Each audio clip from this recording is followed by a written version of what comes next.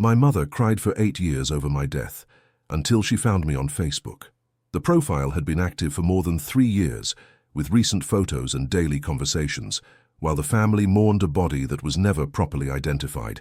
It all began in Itajaí, Santa Catarina, when Mariana Souza, a 19-year-old nursing student, was declared dead after her mother identified a body found in an advanced state of decomposition on the side of Highway BR 101.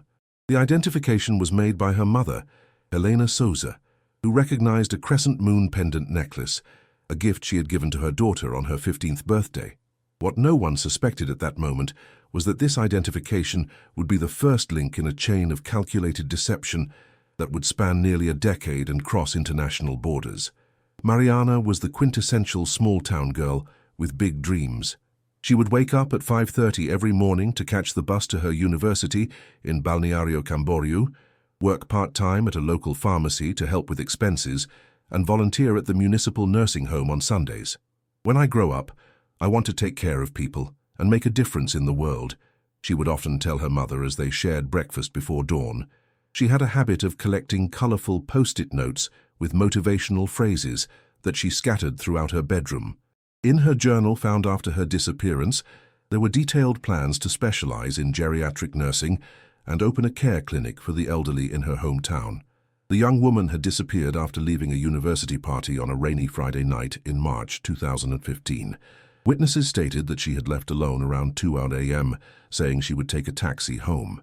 3 days later, local fishermen discovered a body washed up near a secluded area of coastline, wearing clothes similar to those Mariana had been wearing on the night of her disappearance. The immediate assumption by local authorities was that this was the missing nursing student, a conclusion seemingly confirmed by the distinctive crescent moon necklace found on the body. The coastal location was not far from the highway where Mariana would have traveled on her way home. But something disturbing caught the investigators' attention right from the beginning. Mariana's phone, a silver iPhone 6, was never found with the body or anywhere else. Could it have been taken by a thief or by the killer to complicate the investigation? This question would prove to be just the first of many in a case that would eventually challenge everything the investigators thought they knew. The community of Itajaí, a coastal city of just over 200,000 residents, was shaken by the apparent murder. Mariana was well known locally, both for her volunteer work with the elderly and for her family's deep roots in the area. Her father, Carlos Souza, owned a successful fishing supply business that served the local commercial fishing fleet, while her mother, Helena, taught at the elementary school that Mariana herself had attended. The family's prominence meant that news of Mariana's death spread quickly, with hundreds attending the funeral service, held just 5 days after the discovery of the body. The funeral itself was closed casket due to the state of the remains, a fact that would later gain grave significance. Helena, overcome with grief, had to be supported by family members as she approached the casket to say her final goodbyes. "My little girl, my star, how can I live in a world without your light?" she was heard whispering before being gently led away. What no one could have imagined then was that these tearful goodbyes were being shed for a stranger. Days after the burial, Helena received an anonymous call. "Your daughter is not where you think she is," said a distorted male voice before hanging up abruptly. Initially dismissed as a cruel prank by someone exploiting a mother's grief, the call took on new significance when police traced it to a public telephone at the Joinville bus terminal, about 80 kilometers north of Itajaí. Security cameras at the terminal had been deactivated that night, a fact that immediately raised suspicions. Was it mere coincidence? Or had someone deliberately disabled the cameras to make this call without being identified? Helena reported the call to Detective Luis Mendonça, the lead investigator assigned to Mariana's case. Mendonça, a veteran of the Santa Catarina Civil Police with 22 years of experience, had initially categorized Mariana's death as a likely robbery gone wrong, or possibly a sexual assault. The anonymous call, however, prompted him to dig deeper. "Something about this case has bothered me from the start," he confided to his partner, Detective Ana Carvalho. "The body was found too quickly, too conveniently." The investigation took a new turn when Juliano Pires, Mariana's boyfriend of 2 years, presented contradictory versions of his whereabouts on the night of her disappearance. First, he claimed to have been at his parents' home. then said he had gone out with friends to a bar downtown, and finally admitted to having argued with Mariana over the phone moments before she left the party. It was just a silly fight about her giving too much attention to a classmate, he justified, visibly nervous during his third interrogation. Giuliano, a 21-year-old physical therapy student, had met Mariana during a joint volunteer event between their universities. Friends described their relationship as passionate but turbulent, with frequent arguments, followed by equally intense reconciliations. They were either completely inseparable or not speaking to each other, recalled Maria Eduarda, Mariana's closest friend and classmate. But I never thought Giuliano could actually hurt her. He was jealous, yes, but not violent. Nevertheless, Giuliano's inconsistent alibis made him the primary suspect. Detective Mendonça ordered a thorough search of his apartment, located in a student housing complex near the university in Balneario Camboriú. The search yielded no physical evidence linking him to Mariana's death, but officers did find a series of increasingly possessive text messages he had sent her in the weeks before her disappearance. "You're mine. No one else can have you. Remember that," read one message sent just 3 days before she went missing. Meanwhile, the technical analysis brought more disturbing elements to light. The body found had physical characteristics compatible with Mariana: height, hair type, bone structure, but the face was unrecognizable due to the advanced state of decomposition and damage from marine wildlife. The autopsy report listed the cause of death as mechanical asphyxiation by strangulation, with signs of struggle evidenced by skin fragments found under the fingernails. The fingerprints, however, were compromised and could not be used for definitive identification. The genetic material collected was sent for analysis, but due to the understaffing of the state forensic laboratory, the results would take up to 90 days to process. This delay would prove to be a critical factor in the case's bizarre trajectory. Without waiting for DNA confirmation, and based primarily on the necklace identification and general physical similarity, authorities had released the body for burial. This decision, while understandable given the family's distress and the apparent certainty of the identification, would later be scrutinized as a fundamental error in the investigation. The cell phone antenna system revealed that Mariana's device remained active for approximately 40 minutes after she left the party, moving in the opposite direction from her residence toward the highway connecting Balneario Camboriú to Joinville. After that, the signal disappeared completely. What could have happened during that unexpected journey? Who might have been with Mariana or with her phone? Detective Carvalho, who specialized in digital forensics, found this information particularly troubling. "The movement doesn't make sense if she was taking a taxi home," she noted during a briefing with Mendonça. "And the phone's last ping places it near the Piraberaba district, which is completely out of the way." This area, a sparsely populated zone on the outskirts of Joinville, was known primarily for its industrial warehouses and isolated rural properties. While the family was still mourning the body supposedly identified as Mariana's, a shocking discovery emerged. A bank transfer of $2,500, approximately $625 USD at the time, had been made from Mariana's account to an unknown account exactly 12 hours after her estimated time of death. The recipient, an anonymous account opened 2 days earlier with falsified documents. The police obtained images of the person who withdrew the money at an ATM in Florianopolis, a man wearing a cap and surgical mask, impossible to identify. "We are working with the hypothesis that Mariana may have been the victim of a gang specializing in kidnappings followed by banking identity theft," declared Detective Mendonça at a press conference that generated significant media attention. The case had now evolved from what appeared to be a tragic but straightforward murder to something potentially more complex and premeditated. This new financial angle led investigators to examine Mariana's recent transactions and online activities more closely. They discovered that in the 2 months before her disappearance, she had conducted several searches about visa requirements for Paraguay and Argentina. She had also visited websites about starting a new life abroad and learning Spanish. When questioned, her friends and family expressed surprise at this information. Mariana never mentioned wanting to leave Brazil, her mother insisted. Her plans were always centered around staying here, opening her clinic for the elderly. 6 months into the investigation, a cleaning staff member at the university where Mariana studied made a disturbing discovery. While preparing a rarely used storage closet in the nursing department for renovation, she found a small cardboard box containing a dress identical to the one Mariana had worn the night of her disappearance. The dress was clean, carefully folded, and sealed in a plastic bag. On the box was a small handwritten note that simply read, "Keep safe, R." The discovery led police to Rafael Duarte, a 32-year-old assistant professor at the university where Mariana studied. Rafael taught bioethics and had a reputation for being reserved but dedicated to his students. When questioned, he became visibly agitated and provided contradictory information several times. After 8 hours of intense interrogation, he finally confessed to having had a secret relationship with Mariana for 3 months prior to her disappearance. She came to my apartment that night after leaving the party. We argued because I wanted to end the relationship. She left upset, leaving some clothes behind. "I swear I didn't kill her," he stated in his deposition, which Detective Mendonça found far from convincing. Rafael, with his precisely trimmed beard and wire-rimmed glasses, presented the image of a thoughtful academic. Born to a prominent family in Curitiba, he had completed his doctorate in bioethics at the University of São Paulo before accepting the position in Balneário Camboriú. Colleagues described him as brilliant but somewhat aloof, maintaining professional but distant relationships with both students and fellow faculty members.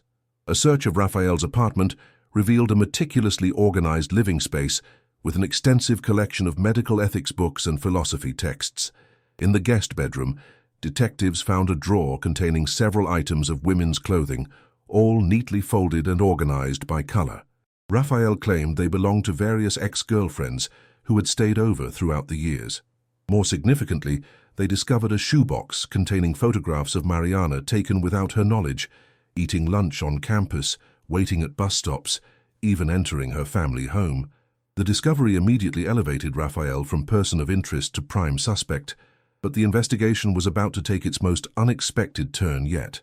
18 months after Mariana's disappearance, the DNA results finally became available, bringing a shocking revelation. The body buried as Mariana Souza did not belong to her. The conclusive report indicated it was someone else, of the same sex and approximate age, but without any match in the missing persons database. This scientific certainty threw the entire case into disarray. If the buried body wasn't Mariana's, then whose was it? And where was the real Mariana? And what about the crescent moon necklace that Helena had so confidently identified? Rafael confessed that he had given identical necklaces to several students as end-of-semester gifts, a fact confirmed by other female students when questioned. This revelation cast serious doubt on the reliability of the initial identification and exposed a critical weakness in the investigation's foundation. The DNA bombshell made national headlines. Nursing student's death. The body wasn't hers, proclaimed the front page of O Globo, one of Brazil's largest newspapers. The story captured public attention across the country, with many wondering how such a fundamental error could have occurred. For Helena and Carlos Souza, the news brought a complex mixture of emotions. The grief they had processed for over a year was suddenly called into question, replaced by the agonizing uncertainty of not knowing whether their daughter was alive or dead. "It's like losing her all over again, but this time to the unknown," Helena told reporters who had gathered outside their home. Carlos, typically stoic and reserved, broke down during a televised press conference arranged by the police. "Please, if anyone knows anything about my daughter, if she's out there somewhere, we just want to know she's safe." The family's renewed anguish generated a wave of public sympathy that put additional pressure on the police to resolve the increasingly baffling case. As the investigation regained momentum, another surreal development occurred. Mariana's cell phone suddenly began emitting signals again, connecting to towers in the metropolitan area of Curitiba, approximately 200 kilometers from where she had disappeared. The police managed to triangulate the signal to a small apartment in the Agua Verde neighborhood. At the location, they found only an elderly woman, Donna Carmen, 78, who claimed to have bought the device from a young man at the street market for $200, unaware of its origins. Strangely, the phone contained none of Mariana's original files or contacts. It had been completely reset to factory settings. Forensic analysis showed that the device had been meticulously wiped using specialized software designed to prevent data recovery. However, technicians were able to confirm it was indeed Mariana's phone by matching its unique IMEI number to her carrier's records. Donna Carmen's description of the seller was frustratingly vague. A tall young man with dark hair, but she did recall one distinctive detail. He had a small tattoo of a compass on his wrist. None of the current suspects, including Rafael and Juliano, had such a tattoo, suggesting the involvement of at least one additional person in the case. The investigation seemed to be stalling again when a minute detail reignited hope. Analyzing the clothes found in Rafael's home, forensic experts detected microparticles of a specific type of red clay, characteristic of a rural region near Castro, in the interior of Paraná state. Coincidentally or not, Rafael had grown up in that region, and his parents still lived on a rural property there.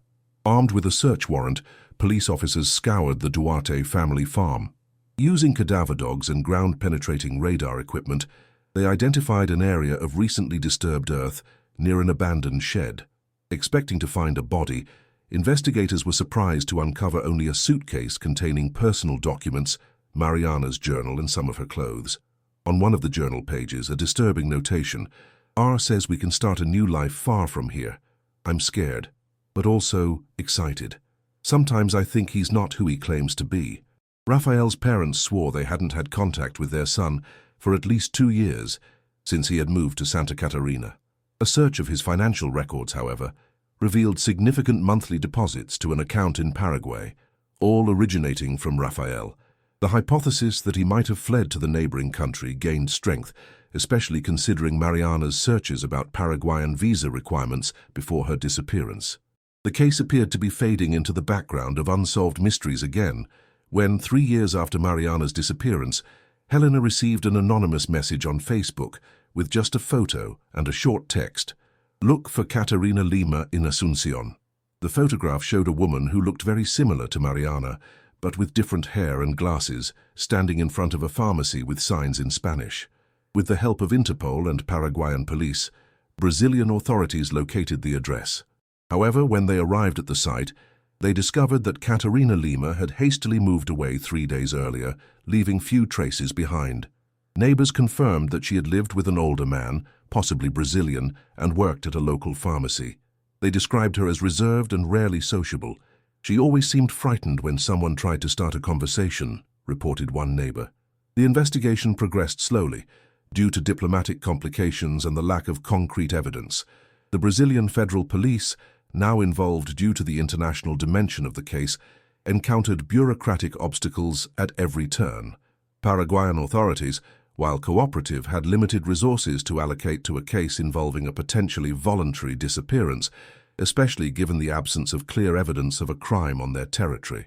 Meanwhile, in Brazil, public interest in the case began to wane. The media, initially captivated by the DNA revelation and the possibility that Mariana might still be alive, gradually shifted their attention to newer, more sensational stories. Only a handful of dedicated journalists, along with a small but devoted online community of amateur sleuths, continued to follow the case closely. They analyzed every piece of available information, creating elaborate theories that ranged from plausible to wildly conspiratorial. Among these online detectives was Eduardo Campos, a 34-year-old IT specialist from Porto Alegre, who had become obsessed with the case after reading about the mysterious phone reactivation. "Something doesn't add up about this professor," he wrote in a popular true crime forum. "His academic history, his finances, even the timing of his arrival at the university, it all feels constructed." Eduardo's amateur investigation would ultimately play a crucial role in the case, though not in a way anyone could have predicted. Another dramatic turning point occurred when Mariana's Facebook profile, inactive since her disappearance, suddenly came back to life. It started with subtle updates, a change in cover photo, an occasional share. Until 5 years after her disappearance, regular posts began to appear. The photos showed someone who looked very much like Mariana, but always with her face partially covered or at angles that made complete identification difficult. The post spoke of a new life and necessary fresh starts. Was it possible that Mariana was alive, managing her own profile, or was someone impersonating her? The specialized cybercrime police unit managed to trace the access to the account to an internet cafe in Ciudad del Este in the triple border area between Brazil, Paraguay, and Argentina. The establishment's security cameras captured images of a young woman very similar to Mariana, now with short dyed hair, using one of the computers exactly at the times when the profile had been updated. Eduardo Campos, the amateur investigator, was among the first to notice the reactivation of Mariana's profile. Having set up alerts for any activity related to the case, he immediately began analyzing the new content. The language pattern matches her earlier posts, he noted in his forum. But there's something else. Look at the reflections in the sunglasses she's wearing in the new photos. You can see what looks like someone standing over her as she takes the selfies. This observation, initially dismissed by many, would later prove to be a critical insight. The net seemed to be tightening. With the collaboration of Paraguayan authorities, an operation was set up to approach the young woman the next time she returned to the internet cafe. The wait lasted 2 weeks until she finally appeared. When approached, she reacted with panic. "He'll kill me if he knows they've found me," were her first words. The young woman was indeed Mariana Souza. In her initial statement, between anxiety attacks and moments of apparent dissociation, she told a terrifying story. Rafael was not just her professor, but a manipulator who had convinced her that her life was in danger. He told me there was an organ trafficking scheme at the university and that I was the next target. He showed me documents, emails, evidence that seemed real. He said the only way to save myself would be to fake my death and escape with him, she recounted, her voice barely above a whisper, her eyes constantly darting to the door, as if expecting someone to burst in at any moment. Mariana related that, on the night of her disappearance, Rafael had drugged her drink at the party and taken her, semi-conscious, to a place she couldn't identify. When she awoke, days later, he showed her news reports about her supposed murder. He said he had managed a second chance for me, but that we needed to flee to Paraguay immediately.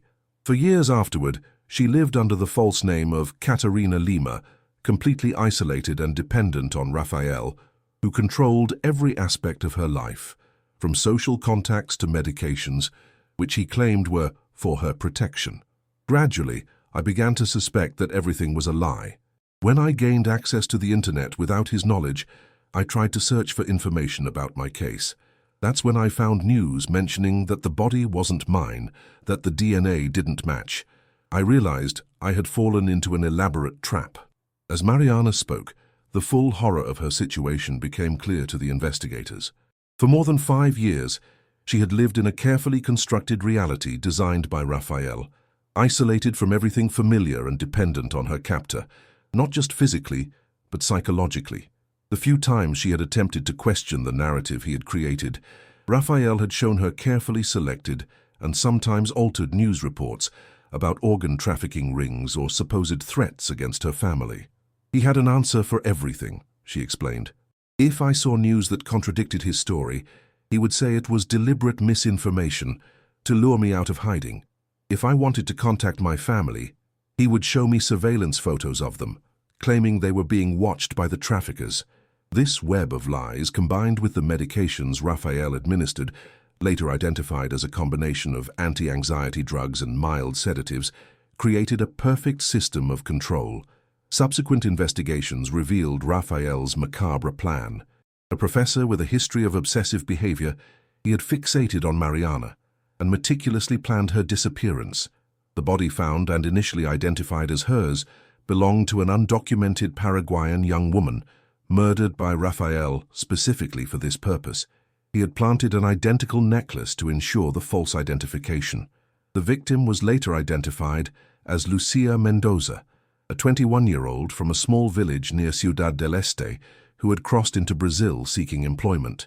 Her family had reported her missing, but with limited resources and the complexities of cross-border investigations, her disappearance had received little attention.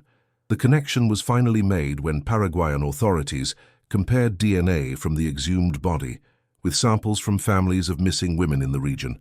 Using his knowledge of computer science, Rafael had managed to keep Mariana isolated and manipulated for years, convincing her that her family was in danger if she attempted to make contact. The psychological control was so intense that even when having occasional opportunities, Mariana could not break the cycle of abuse and manipulation. It was like being trapped in a parallel reality, where everything I knew had been distorted, she explained to the psychologists who worked with her after her rescue. The experts identified her condition as a severe case of Stockholm Syndrome, compounded by the effects of long-term involuntary medication and psychological manipulation. The breaking point came when, during one of Raphael's extended absences, Mariana gained consistent access to the internet and began to reconstruct the truth about her own case. The Facebook posts were, in fact, coded requests for help. Details in the photos and seemingly trivial messages contained clues about her location and situation. I knew my mother would recognize certain signals, references to our memories. It was risky, but it was my only hope, she later explained. In one photo, she had deliberately positioned herself so that a street sign was partially visible in the background. In another, she wore a T-shirt from a specific pharmacy chain that only had locations in certain neighborhoods of Asunción. Rafael was finally captured when he returned to the apartment in Ciudad del Este, finding agents waiting for him. He attempted to escape, but was detained after a brief chase. In his car, authorities found various false documents, tracking devices, and an arsenal of psychotropic medications, the drugs he used to keep Mariana under psychological control. When confronted with the evidence against him, Rafael's composed academic demeanor crumbled completely. He alternated between frantic denials and cold, calculating justifications for his actions. "You don't understand. We were meant to be together. I saved her from a life of mediocrity," he told investigators, his voice eerily calm despite the circumstances. This chilling statement offered a glimpse into the disturbed mind that had orchestrated such an elaborate deception. The reunion of Mariana with her family, especially with her mother Helena, was recorded in a video that went viral on social media. After 8 years believing her daughter was dead, Helena could finally embrace her again. "It's like receiving a miracle," she declared through tears. "Part of me always felt that she was still alive somewhere." The emotional meeting took place in a private room at the Federal Police Headquarters in Curitiba. When the door opened and Mariana stepped in, Helena froze for a moment, her hand covering her mouth in shock. "My?" Mariana said tentatively, her voice breaking. The single word, "mother" in Portuguese, broke the spell of stillness, and Helena rushed forward, enveloping her daughter in an embrace so tight it seemed she might never let go. Carlos joined them seconds later, the three of them sinking to their knees in a tangle of arms and tears and broken, joyful words. For Mariana, the reunion was the culmination of a gradual awakening from the false reality Rafael had constructed around her. Seeing them again was like finally waking up from the longest nightmare, she later told counselors. It was the moment when I fully understood how much had been stolen from me, and how much I could now reclaim. The case of Mariana Souza became emblematic for discussions about psychological manipulation and coercive control. Rafael Duarte was sentenced to 30 years in prison for kidnapping, false imprisonment, murder of the Paraguayan young woman, identity fraud, and various other associated crimes. During the trial, it emerged that he had attempted a similar approach with at least 2 other students previously, without success. The court proceedings revealed the full extent of Rafael's obsession and calculation. Prosecutors presented evidence showing he had begun planning Mariana's abduction nearly a year before it occurred, gradually building her trust while simultaneously creating the infrastructure for their life in Paraguay. He had purchased the property in Asunción 6 months before the kidnapping and had established the false identity of Roberto Lima, a Chilean medical researcher, which he used in Paraguay. Perhaps most disturbing was the discovery that Rafael had maintained an extensive journal documenting his project, as he called it. The notebook, found hidden in a waterproof container buried under the shed at his parents' farm, contained detailed observations of Mariana's daily routines, preferences, and vulnerabilities. It also outlined contingency plans for various scenarios, including what to do if she attempted to escape or if Brazilian authorities came looking for them in Paraguay. Mariana underwent a long process of psychological recovery and reintegration into normal life. In later interviews, she related the complexity of her feelings during captivity. "The scariest thing is how the human mind can adapt even to the most terrible situations. Over time, that distorted reality began to seem normal." The psychological trauma of her experience manifested in various ways. She struggled with severe trust issues, panic attacks triggered by certain sounds or smells that reminded her of captivity, and periods of dissociation when under stress.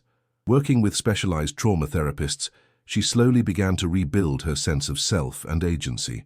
"The hardest part was learning to trust my own perceptions again," she explained in a rare interview given 2 years after her rescue. "When someone has systematically made you doubt your reality for so long, you have to relearn how to trust your own mind." Today, 8 years after her disappearance and 3 after being found, Mariana has resumed her nursing studies and works at an NGO that helps victims of psychological abuse and missing persons. Her case led to the creation of the Mariana Protocol in the Brazilian Federal Police, a specific set of procedures for investigations of disappearances with suspected psychological manipulation. The story also inspired changes in body identification legislation, making DNA confirmation mandatory in cases where visual identification is hampered by advanced decomposition. This legal reform, officially titled the Mendoza-Souza Identification Act, in honor of both Mariana and Lucia, has already prevented several similar misidentifications across Brazil. During the years when she was missing, Mariana's room was kept intact by her mother, a kind of memorial preserved exactly as she had left it, on the morning of the day she disappeared. The colorful post-it notes with messages of hope still decorated the walls when she finally returned home. "The first thing I did was add a new one," Mariana recounts. "On it I wrote, 'Even in the darkest nights, the stars never cease to exist. We just become temporarily unable to see them.'" The case also raised serious questions about the protocol for identifying bodies in the Brazilian medical legal system. How could a body be mistakenly identified and buried without definitive confirmation? The answer lies in a combination of an overburdened system, limited resources, and the power of personal recognition by family members. Subsequent studies demonstrated that, in situations of extreme emotional stress, family members can misidentify personal objects or physical characteristics, especially when there is a prior suggestion that the body found probably belongs to the missing loved one. In retrospect, we should have waited for the DNA results despite the family's distress, admitted Chief Medical Examiner Dr. Paulo Rodrigues in a professional conference where Mariana's case was presented as a cautionary example. But the system creates pressure for quick resolution, and when a grieving mother identifies a distinctive personal item, it's psychologically difficult for officials to insist on waiting months for laboratory confirmation. The changes implemented after the case now include mandatory secondary verification methods for all identifications made under emotionally charged circumstances, as well as a strict requirement for DNA matching before bodies in decomposed states can be released to families. While these measures can prolong the painful waiting period for families seeking closure, they prevent the devastating consequences of misidentification. Mariana's story also exposed how technology can be both an instrument of control and liberation. While Rafael used digital techniques to monitor and isolate his victim, it was precisely the access to the internet and social media that allowed Mariana to send signals that eventually led to her rescue. Technology itself is neutral. It's how it's used that matters, reflected Eduardo Campos, the amateur online detective whose observation about the reflections in Mariana's sunglasses had helped investigators. His contribution to the case inspired him to found a non-profit organization called Digital Lifeline, which uses volunteer IT specialists to help locate missing persons through digital traces. The sequence of investigations revealed even more disturbing details about Rafael Duarte's personality.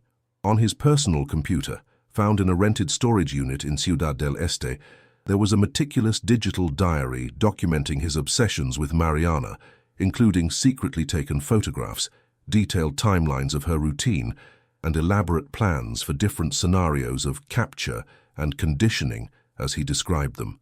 Forensic psychiatrists who analyzed the case identified in Rafael a condition compatible with obsessive personality disorder with psychopathic traits, a particularly dangerous combination that merges meticulous planning with a lack of empathy. The level of premeditation in this case is extraordinary, declared Dr. Camila Vasconcelos, a forensic psychiatrist who served as an expert witness at the trial. "We're talking about a plan developed over at least a year, with contingencies for practically any possible scenario." One of the most disturbing aspects was the discovery that Rafael had cultivated a network of unwitting supporters, people to whom he had told different false versions of the story, each constructed to obtain specific help without revealing the complete picture. For some, Mariana was his girlfriend at risk. For others, a protected witness. For still others, a patient with a delicate psychiatric condition. This fragmentation of narratives significantly hampered the investigative work, as each witness sincerely believed in their particular version of the facts. During her captivity, Mariana developed subtle strategies of resistance. Unable to directly confront her captor, due to the psychological control and forced medication, she created an elaborate system of small acts of autonomy, hiding notes in unlikely places, marking calendars in code, and eventually establishing coded communication with an elderly neighbor who suspected something was wrong. They were tiny victories that kept my identity alive, she later explained. Days when I could secretly reduce the medication, moments when I could write something true, even if no one but me could read it. These small acts of defiance, psychologists noted, were crucial in helping Mariana maintain a core sense of self despite the psychological imprisonment she endured. Raphael's meticulous preparation included a particularly sinister element, the creation of a fake digital identity for Mariana that remained dormant for years. He maintained duplicate profiles on digital platforms, occasionally making minor updates to avoid suspicion, but without significant activity. This ghost presence served both to monitor the reactions of friends and family and as a contingency plan for an eventual controlled digital resurrection. The element that finally allowed Mariana to regain control of her own narrative was a failure in Raphael's surveillance system. During his absences, he used hidden cameras to monitor the apartment, but a power supply problem during a storm created a window of opportunity that Mariana knew how to exploit. It was during one of these gaps that she managed to access her true social media profiles and begin leaving the clues that would eventually lead to her rescue. "I knew I might only get one chance," Mariana later explained to the investigators, "so I had to make it count. I couldn't just write 'help me' or post my location. He would have seen that immediately. Instead, I had to leave breadcrumbs that only the right people would recognize." This strategic thinking, despite years of psychological manipulation and medication, demonstrated remarkable mental resilience that her therapists would later identify as a key factor in her recovery. The psychological toll of Mariana's captivity extended far beyond the immediate trauma. The years spent living as Caterina Lima had created a form of identity fracture that complicated her reintegration. "There were moments when I would catch myself responding to that name or thinking of myself as this other person," she confessed during therapy sessions.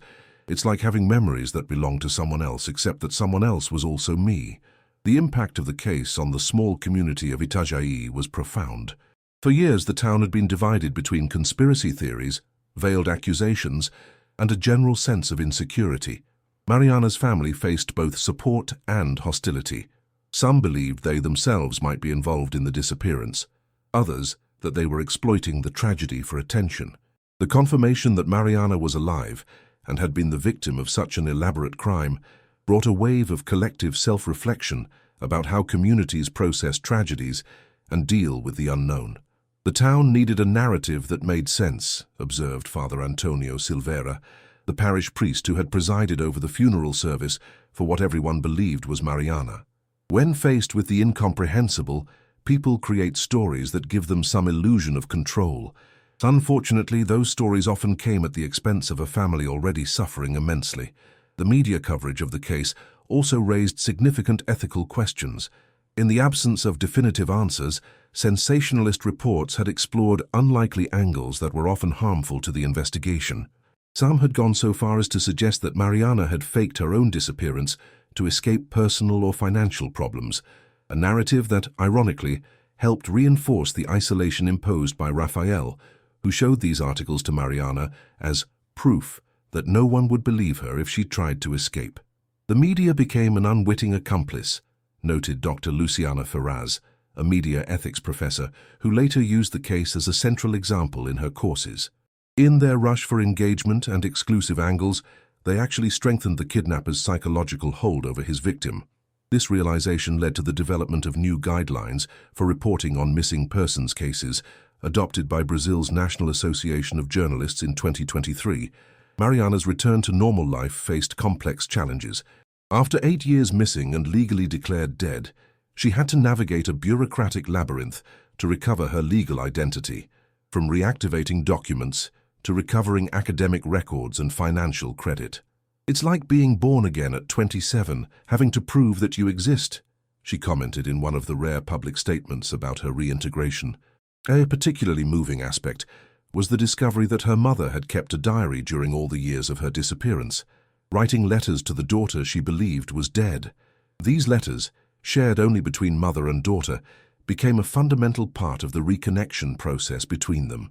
"Reading those pages was like recovering the lost years through her eyes," Mariana revealed. "I realized that, even believing I was dead, she never stopped living our relationship." Helena's diary, which she began the day after Mariana's funeral, contained nearly 3,000 daily entries, each one addressed to her daughter. They documented everything from mundane daily activities to profound reflections on grief and memory. "Today I saw a girl with your smile on the bus," read one entry from the second year after Mariana's disappearance. "For a moment, my heart stopped. I know it wasn't you, but it reminded me how your smile could light up a room." These intimate chronicles of loss and enduring love became an unexpected bridge across the years of separation. The case also exposed critical flaws in communication between different police jurisdictions.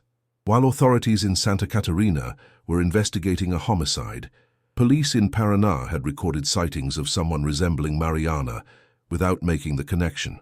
Similarly, reports of Rafael's suspicious behavior in Ciudad del Este were never adequately shared with Brazilian investigators.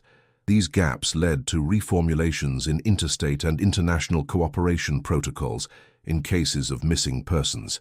"Borders mean nothing to criminals, but they've traditionally meant everything to law enforcement," remarked Federal Police Chief Renata Albuquerque, who supervised the international operation that ultimately rescued Mariana.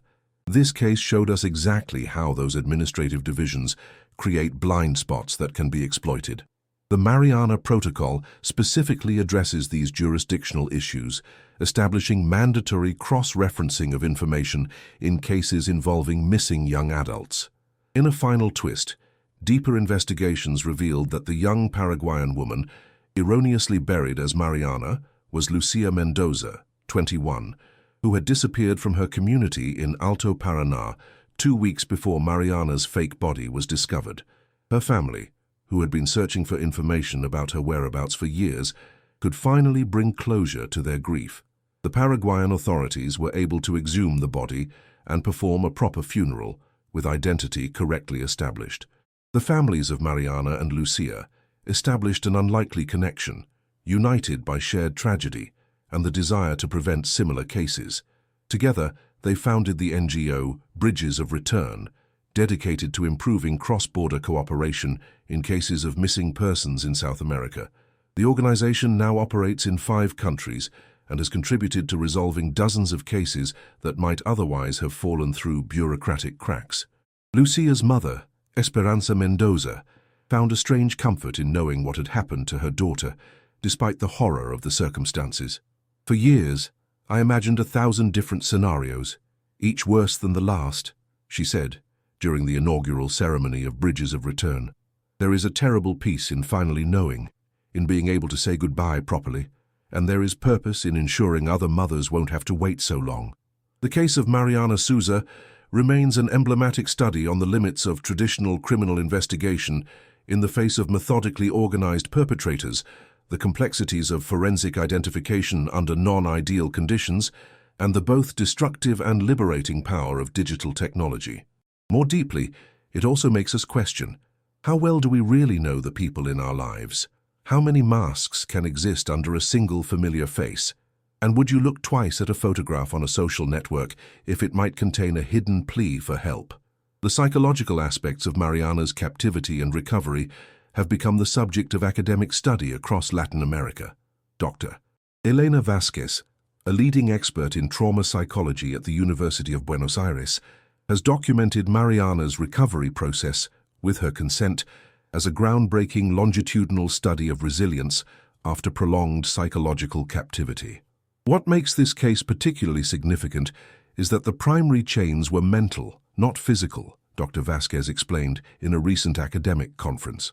Mariana's experience offers unique insights into how false realities can be constructed and, more importantly, how they can be dismantled. One of the most challenging aspects of Mariana's reintegration was rebuilding her sense of agency and decision-making ability. Having lived for years in an environment where every choice was either made for her or heavily manipulated, the sudden freedom to direct her own life proved overwhelming at first. I remember standing in a supermarket aisle, looking at dozens of cereal options and having a complete breakdown, Mariana shared in a support group for survivors of psychological abuse. It sounds trivial, but when you've been told what to eat, what to wear, what to think for so long, even the smallest decisions can feel impossible. This phenomenon, which psychologists term decision paralysis after coercive control, became a focus of her therapy. Through gradual exposure to increasingly significant choices in safe environments, Mariana slowly rebuilt her capacity for autonomous decision-making. Her therapists noted that this process mirrored, in many ways, the developmental stages that children go through as they learn independence, but accelerated and complicated by adult awareness and trauma. The criminal investigation into Rafael Duarte continued to yield disturbing revelations long after his initial arrest. Forensic analysis of his various electronic devices uncovered evidence suggesting that Mariana might not have been his first victim. References to two other young women, identified only by initials and dates, appeared in encrypted files dating back to his time as a doctoral student in São Paulo. Despite extensive investigation, authorities have been unable to identify these individuals or determine whether they were actual victims or merely subjects of his fantasies. This ambiguity adds another troubling dimension to the case, the possibility that there might be other victims out there, or families who never got answers, keeps me awake at night, admitted Detective Mendonça, who remained involved with the case even after his official retirement from the police force. Sometimes I find myself looking at missing persons reports from years ago, wondering if there's a connection we've missed. Rafael's parents, wealthy landowners who had funded his education and early career, withdrew completely from public life after his arrest. Their sprawling property outside Castro was sold, and they reportedly relocated to an undisclosed location in Uruguay. Whether they had any knowledge of their son's activities remains a subject of speculation, though no evidence has ever emerged linking them to his crimes. The psychiatric evaluation of Rafael revealed a complex psychological profile that defied simple categorization. While he displayed many characteristics associated with psychopathy, including a profound lack of empathy and remarkable ability to manipulate others, he also exhibited obsessive-compulsive traits and a form of delusional thinking around his relationship with Mariana. Dr. Marco Tulio Henriquez, the lead forensic psychiatrist assigned to the case, described Rafael as existing in a moral vacuum where ordinary ethical constraints simply did not register. In his mind, Mariana was not a person with her own agency, but rather an object that belonged in his carefully constructed world, Dr. Henriquez explained in his court testimony. The elaborate nature of his deception wasn't just about controlling her physically, but about creating a reality where his possession of her seemed justified and even noble. He genuinely saw himself as her savior, rather than her captor. This distorted perception extended to Rafael's behavior during his imprisonment. He maintained a demeanor of intellectual superiority with both prison staff and fellow inmates, frequently expressing indignation at his treatment rather than remorse for his actions. His prison journals, confiscated during routine cell searches, revealed ongoing fantasies about eventually reuniting with Mariana, whom he still considered misguided rather than victimized. The technological aspects of the case attracted attention from cybersecurity experts worldwide. Rafael's methods for digital monitoring and identity manipulation became a case study in how relatively accessible technology could be weaponized for extraordinary control.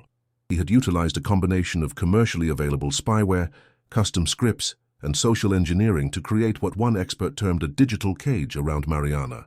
What makes this case particularly chilling from a cybersecurity perspective is that none of the tools used were particularly sophisticated or difficult to obtain, noted Alex Kazan, a digital forensics specialist who consulted on the investigation.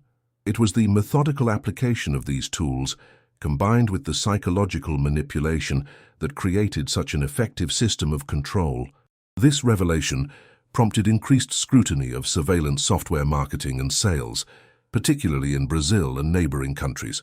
Legislation introduced in 2023, informally known as the Mariana Law, now requires vendors of monitoring software to maintain detailed records of purchases and imposes criminal penalties for knowingly selling such tools for stalking or abusive purposes.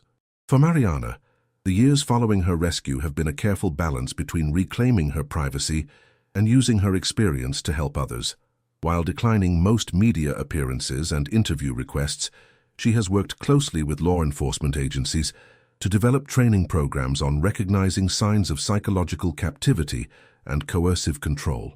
These sessions, conducted primarily for police officers and social workers, have been credited with improving response protocols in several subsequent cases. What I want people to understand is that captivity doesn't always look like chains and locked doors, she explained during one such training session. Sometimes it's built of lies so elaborate and consistent that they become their own kind of prison. And breaking free requires not just physical escape, but dismantling an entire false reality. Mariana's psychological recovery, while remarkable, remains ongoing. Certain triggers, the smell of a particular cologne Raphael wore, the sound of keys turning in a lock, even specific phrases he commonly used, can still provoke panic responses years after her rescue.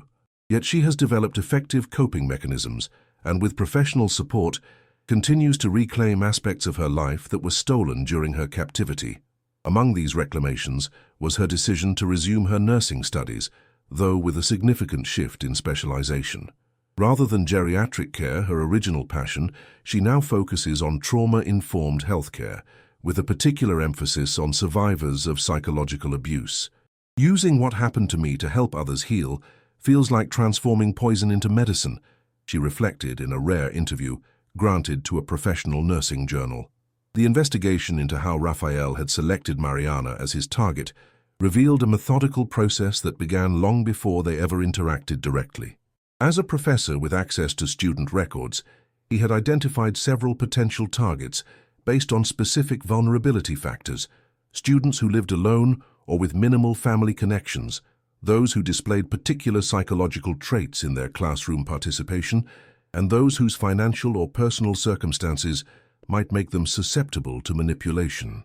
Mariana had come to his attention not through his own classes, but during a university-wide volunteer fair where she had enthusiastically presented about her work at the nursing home.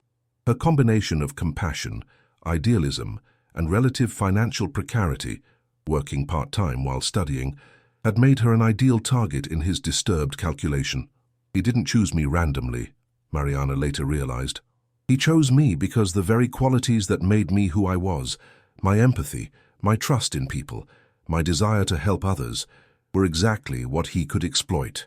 This painful understanding became an important part of her healing process as she worked to reclaim these positive attributes without allowing them to become vulnerabilities. The technical aspects of the body misidentification continued to haunt the medical examiner's office that had handled the case. Dr.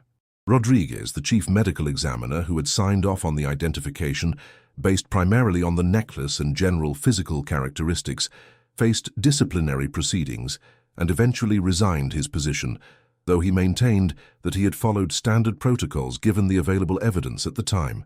The identification error highlighted systemic issues beyond individual failures. Underfunded forensic labs, overwhelming caseloads, and pressure to provide closure to grieving families all contributed to a system where shortcuts in identification procedures had become common practice. The reforms implemented after Mariana's case addressed not just the technical protocols, but also these underlying structural problems. The funeral home that had handled the service for Mariana faced its own ethical questions. When the true identity of the body was revealed, they offered to exhume the remains at no cost to either family and to provide a new service for Lucia Mendoza. The owner, Sergio Almeida, also established an annual scholarship for forensic science students, specifically focused on identification techniques. "We were part of a system that failed these families," he acknowledged. "The least we can do is help ensure it doesn't happen again." The community response to Mariana's return revealed much about the nature of collective memory and narrative.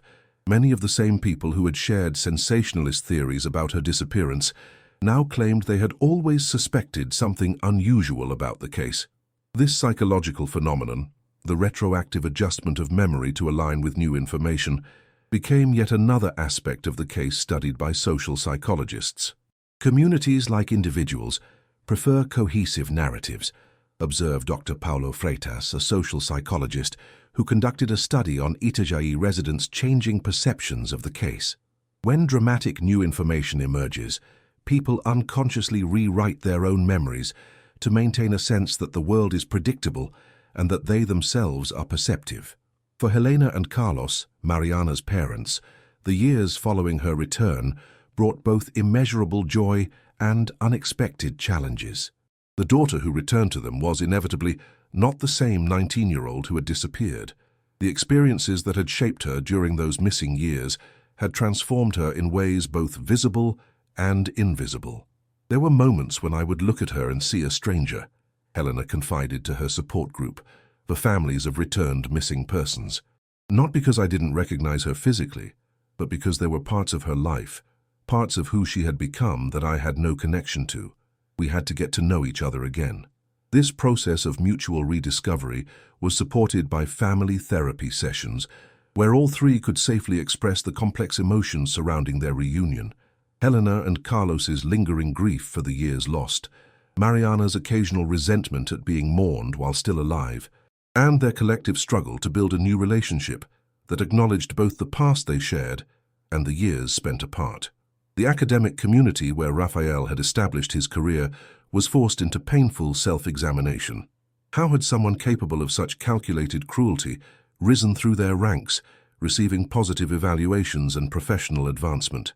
A review of his employment history revealed a pattern of minor complaints from students, uncomfortable interactions, boundary violations that stopped just short of actionable misconduct, that had been handled discreetly and individually, rather than recognized as a potentially dangerous pattern. The academic environment, with its emphasis on intellectual achievement and professional courtesy, can sometimes create blind spots around concerning behavior, admitted Dr. Regina Campos, the university's provost. When brilliant minds behave badly, there's an institutional tendency to rationalize or minimize. This recognition led to significant reforms in how the university handled student complaints and evaluated faculty conduct. The digital forensics team that analyzed Rafael's computer systems discovered another disturbing element of his methodology. He had created a detailed psychological profile of Mariana based on her social media activity, class participation, and conversations covertly recorded during academic advising sessions.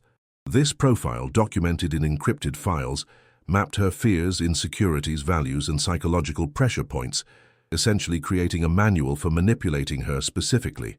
He knew exactly which anxieties to target, which dreams to exploit, even which cognitive biases she was most susceptible to, explained Dr. Vasconcelos.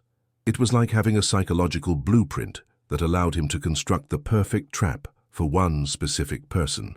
This revelation has informed new approaches to both victim protection and offender profiling in similar cases. For Mariana's friends, especially those who had been with her at the party the night she disappeared, the revelation of what had actually happened brought complicated emotions. Many struggled with guilt that they hadn't recognized something was wrong, hadn't been suspicious of Rafael's interest in their friend, or hadn't noticed her becoming increasingly isolated in the weeks before her disappearance. Maria Eduarda, her closest friend, had spent years in therapy processing this misplaced guilt. I kept thinking that if I had just walked her to the taxi, or insisted she stay at my place that night, everything would have been different, she shared. Their reunion, when it finally happened 6 months after Mariana's rescue, was both joyful and tearful, a complex reconciliation of shared history and divergent paths. The technological methods Rafael used to maintain control over Mariana have informed significant advancements in how missing persons cases are investigated.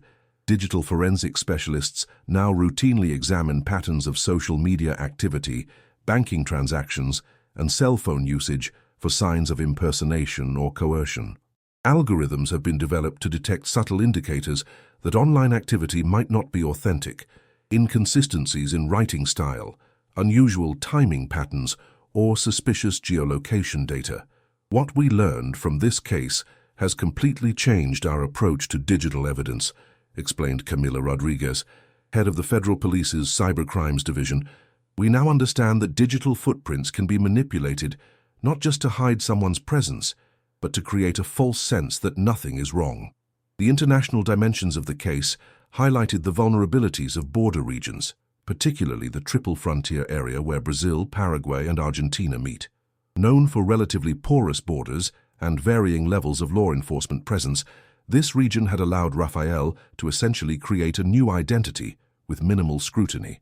The case prompted increased cooperation between the three countries' law enforcement agencies, including regular data sharing about missing persons and suspicious border crossings. What happened to Mariana Souza exposed gaps in our systems that criminals had been exploiting for years, acknowledged Paraguay's Interior Minister in a joint press conference announcing the new cooperation initiatives. These are not just bureaucratic issues, they're vulnerabilities that can cost lives. For those involved in Mariana's rescue, the case left an indelible mark on their professional and personal lives. Detective Mendonça postponed his retirement to see the investigation through to its conclusion and has since become a leading advocate for specialized training in complex missing persons cases.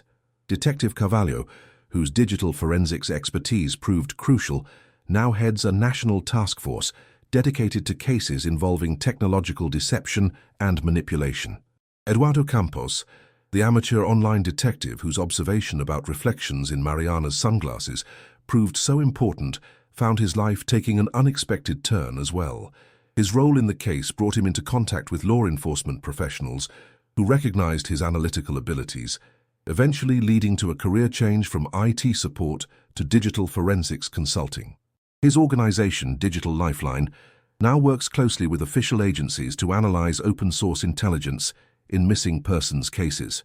The elderly neighbor in Asunción, who had suspected something was wrong in Rafael and Mariana's apartment, a retired schoolteacher named Dolores Vargas, emerged as an unsung hero of the story.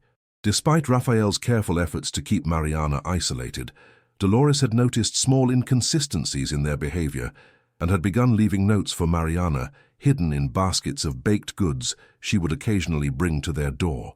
Something in her eyes reminded me of a frightened animal, Dolores explained when investigators interviewed her after Rafael's arrest, and he would never leave her alone with anyone, not even for a moment.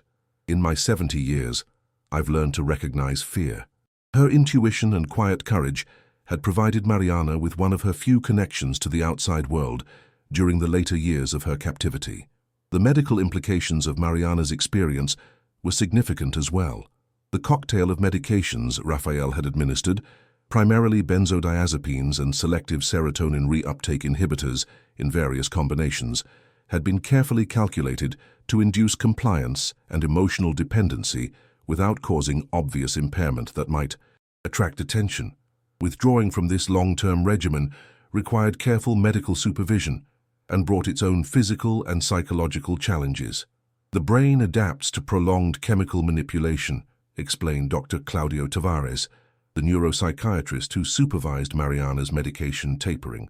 When those chemicals are suddenly removed, even if they were being used inappropriately, the resulting neurochemical rebound can be extremely destabilizing.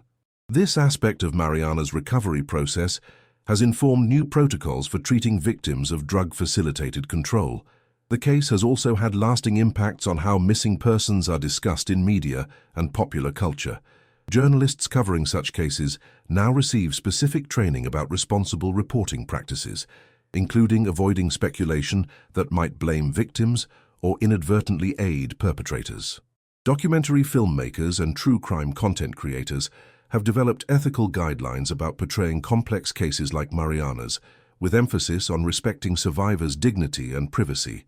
An award-winning documentary titled Resurrection: The Mariana Souza Story, produced with Mariana's limited cooperation and released in 2024, has become standard viewing in criminology and journalism programs across Latin America. Rather than sensationalizing the details of her captivity, the film focuses on the systemic failures that allowed it to happen and the reforms implemented in its aftermath. For legal scholars, The case raised complex questions about criminal culpability and sentencing in situations involving elaborate psychological manipulation. Raphael's defense team had initially attempted to argue for diminished capacity based on his obsessive-compulsive traits and delusional thinking, but psychiatric evaluation determined he was fully aware of the wrongfulness of his actions despite his distorted justifications for them. His trial established important precedents for cases involving technological facilitation of traditional crimes. The methodical digital manipulation, creating false evidence of threat, monitoring Mariana's communication, establishing alternate identities, was recognized as an aggravating factor rather than a separate offense, effectively acknowledging how technology can amplify the harm of kidnapping and psychological abuse. The fate of Lucia Mendoza, the young woman whose body was misidentified as Mariana's, became an important part of the larger narrative as well. Investigation into her background revealed a tragic story of a young woman who had left her village near Ciudad del Este seeking employment opportunities in Brazil, hoping to send money back to her family. Without proper documentation, she had been vulnerable to exploitation even before encountering Raphael. The Mendoza family's years of uncertainty, knowing Lucia was missing but receiving little official attention due to her status as an undocumented migrant, highlighted disparities in how missing persons cases are handled depending on the victim's social and economic status. If she had been from a wealthy family or a Brazilian citizen, perhaps someone would have identified her correctly, her brother Diego observed during the exhumation of her remains. Perhaps she would never have become just an unnamed body in someone else's story. This recognition led to the establishment of a specialized division within Paraguay's national police, dedicated to cases involving missing migrants, with particular emphasis on young women traveling alone. Similar initiatives have since been implemented in other countries throughout the region, acknowledging the particular vulnerabilities of those crossing borders for economic opportunity. For forensic scientists, the misidentification of Lucia as Mariana became a canonical case study in the pitfalls of presumptive identification. The crescent moon necklace, seemingly so distinctive and personal, demonstrated how even unique personal items can lead investigations astray. The case is now featured prominently in forensic science textbooks as a warning against confirmation bias and premature conclusions.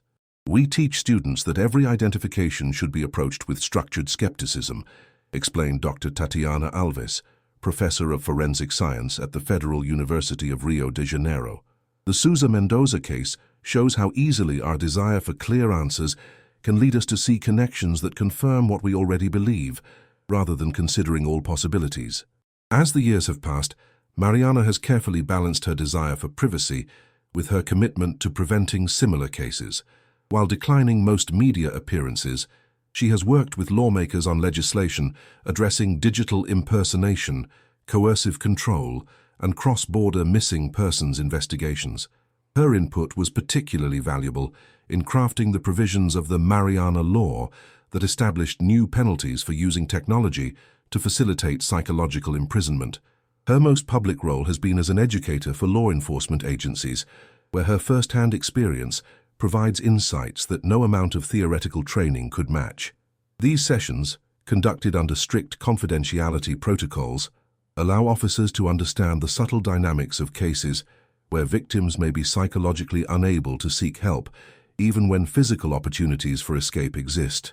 The most important thing I tell them is to look beyond the obvious, Mariana explained when asked about these training sessions. Someone who has been psychologically imprisoned might not run away when given the chance. They might defend their captor. They might even insist everything is fine. That doesn't mean they aren't victims, it means the prison is in their mind. The digital breadcrumbs that eventually led to Mariana's rescue have been meticulously studied by investigators worldwide. Her strategic use of Facebook, posting images with barely perceptible clues, using phrases that would seem innocent to most readers but would carry special significance to her mother, timing her posts to minimize the risk of Raphael discovering them, demonstrated remarkable presence of mind despite years of manipulation and medication. What Mariana accomplished was essentially a form of steganography, hiding messages in plain sight, noted Dr. Sophia Chen, a digital communications expert who has analyzed the case. The average person looking at those posts would see nothing unusual, but she managed to embed just enough information for the right people to recognize something was wrong. This technique has since been formalized into what law enforcement now calls digital distress signals, subtle indicators that someone is communicating under duress or surveillance. Recognition of these signals has been incorporated into training for social workers, school counselors, healthcare providers, and others who might encounter victims of coercive control. The psychological manipulation Raphael employed has become a subject of intense study among researchers, focused on cult dynamics and brainwashing techniques. His methods, isolation, information control, creation of dependency, intermittent reinforcement, and the establishment of a threatening external enemy, mirror those used by cult leaders and authoritarian regimes, though applied on an individual rather than group level. What makes this case so valuable from a research perspective is that it demonstrates how these techniques can be deployed in a seemingly normal, everyday context, explained Dr. Jordan Ellis, who specializes in exit counseling for former cult members. Most people imagine mind control requiring some exotic setting or unusual circumstances, but Raphael created a psychological prison using ordinary tools and everyday technologies. For Helena and Carlos, the years since Mariana's return have brought healing, but also lasting changes to their family dynamic. They have become passionate advocates for reforms in missing persons investigations, establishing a foundation that provides resources to families navigating similar situations. Their home has become an informal hub for families of the missing, offering both practical support and emotional understanding that can only come from lived experience. When Mariana disappeared, we felt so alone, so lost in a system that seemed designed to process cases rather than find people, Helena reflected at a conference marking the 5th anniversary of her daughter's return. No family should have to figure this out on their own. Their foundation, initially focused on their local region, has expanded to operate throughout Brazil and neighboring countries. It provides families with guidance on working with law enforcement, utilizing media effectively, organizing community searches, and preserving evidence that might later prove crucial. Perhaps most importantly, it offers a community of understanding for those experiencing what Helena calls the unique grief of ambiguous loss. For the investigators who worked the case, the experience changed their professional approaches permanently. Detective Mendonça, who had initially categorized Mariana's disappearance as a likely robbery gone wrong, became a vocal advocate for approaching each missing persons case with what he terms radical open-mindedness. "I learned the hard way that our initial assumptions can blind us to what's actually happening," he acknowledged in a training session for new detectives. "The most dangerous words in an investigation are, 'This is probably just a standard case of X.' Nothing is standard. Nothing is just anything." The lessons from the Mariana Souza case continue to resonate throughout law enforcement, healthcare, digital security, and criminal justice communities worldwide. What began as a seemingly straightforward, though tragic disappearance, ultimately exposed vulnerabilities in systems ranging from body identification protocols to international border controls, from digital impersonation to psychological manipulation. Perhaps most importantly, it revealed how easily we can misinterpret the evidence before us when we approach it with predetermined narratives about what might have happened. The body with the crescent moon necklace fit the story of a murdered student so neatly that few thought to question it, until science provided incontrovertible evidence to the contrary. The apparently grieving professor seemed an unlikely suspect until his obsessive planning came to light. The photos on Facebook appeared ordinary until someone noticed the reflections in the sunglasses. As Mariana herself has observed, the truth was always there, hiding in plain sight. We just needed to learn how to see it. 8 years after her initial disappearance and 3 after her dramatic rescue, Mariana continues to rebuild her life one day at a time. She has reclaimed her name, her identity, her autonomy, and her future. While the scars of her experience, both physical and psychological, remain, they no longer define her existence. She has, in her own words, refused to allow 8 years of captivity to determine the course of all the years that follow. Now working as both a trauma-informed nurse and an advocate for improved missing persons protocols, she embodies the resilience of the human spirit in the face of extraordinary manipulation and control. Her story has transformed how we understand missing persons cases, psychological captivity, digital deception, and the profound human capacity for both cruelty and courage.